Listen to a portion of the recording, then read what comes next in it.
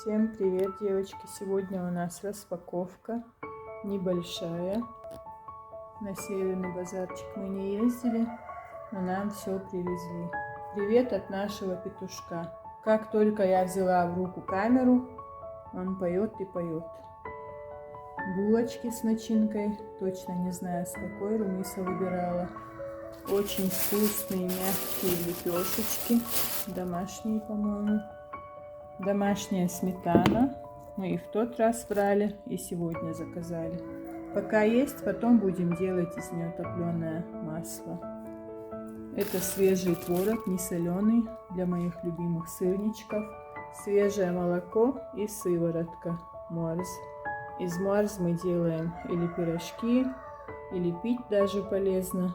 Ну, в общем, и блинчики, и все что угодно. Можно добавлять морс куда угодно. И в тесто для блинчиков, и пирожки, и лепешки делать на сыворотке. Бывает очень вкусно. Ну и, конечно, самое главное, привет петуху, это потрошки. Тут больше 5 килограммов сегодня. Лисита сразу разложила по пакетам, да и за это я хотя бы не переживаю. Раньше у нас был второй морозильник, я брала 10-20 килограммов и была спокойная. Привет от петуха еще раз. А сейчас только один морозильник, по 5-6 килограммов беру и на неделю хватает. Каждый день надо давать что-то кошечкам. Они любят и консервы рыбные, и потрошки.